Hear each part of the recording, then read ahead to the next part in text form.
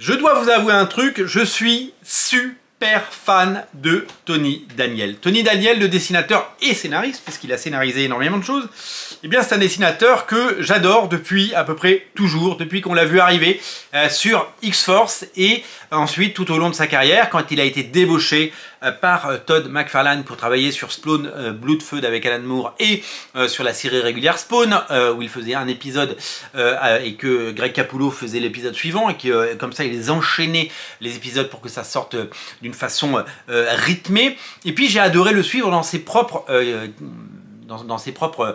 créations. Elles ont été nombreuses. On va en parler d'ailleurs de ces créations. Aujourd'hui je vous parle de Tony Daniel parce qu'il est de retour avec un comics qui s'appelle Edenwood.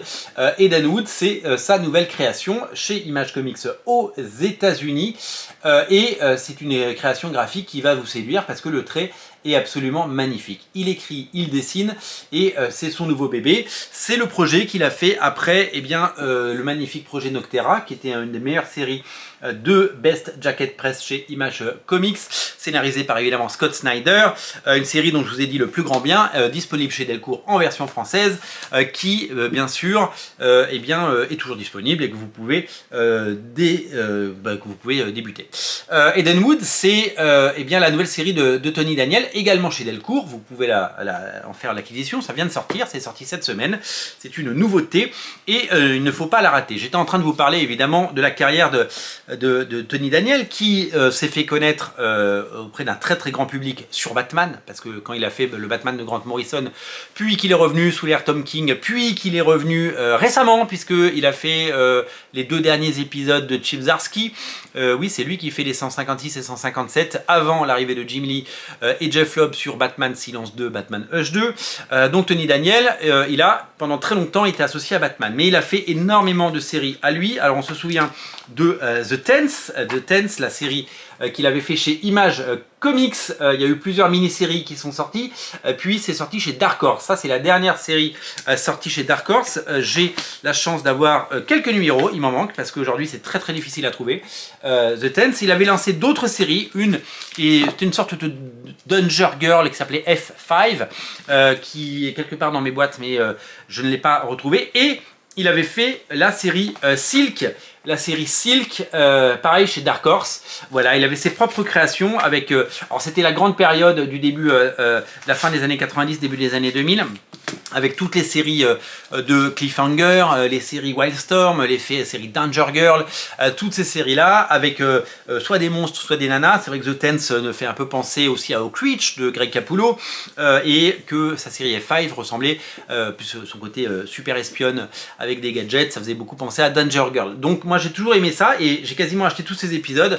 Voilà, je vous en ai sorti quelques-uns à l'occasion de cette vidéo et c'est vraiment quelque chose de super chouette et d'enthousiasmant. Edenwood, c'est la nouvelle création de Tony Daniel, donc ici scénariste et dessinateur.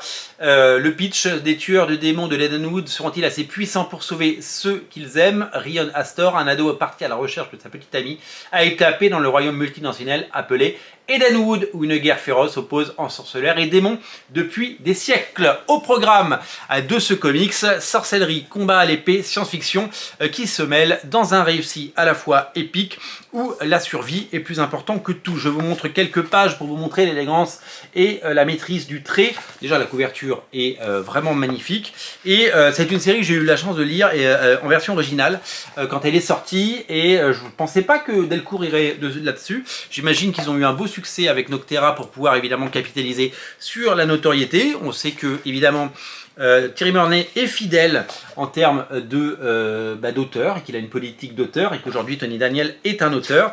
Voilà, moi c'est le genre de comics qui me plaisent parce que ça me rappelle le meilleur des années 90 et que c'est un dessinateur que j'aime suivre et que je soutiens dans toutes ces alors je vais pas vous spoiler ça, dans toutes ses créations et dans toutes ses initiatives éditoriales. Donc il est capable de faire, on l'a dit, des comics indépendants, des comics à lui, ses créations, comme il a fait avec Tenth, F5 ou Silk, Edenwood maintenant.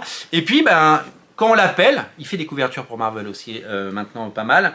Quand on l'appelle, eh ben, il va faire une petite pige chez DC Comics, il prend un chèque et il a bien raison de le faire. Voilà, un auteur complet, un auteur qui a du talent, un auteur à suivre, un auteur à découvrir. Pour découvrir cet auteur chez Delcourt, les 3 tomes de Docteur A sont disponibles et Eden Wood vient d'arriver. C'est son bébé, il l'écrit, il le dessine et je vous invite à le découvrir. Voilà, c'est à découvrir dès ce week-end dans vos librairies spécialisées, dans vos librairies comics, dans vos librairies BD, magasins culturels ou autres. Pensez évidemment à faire un tour et laissez-vous à tenter par des jolies choses. Merci d'être aussi nombreux à regarder Radio Comics et n'oubliez pas de vous abonner. À très bientôt les amis. Salut!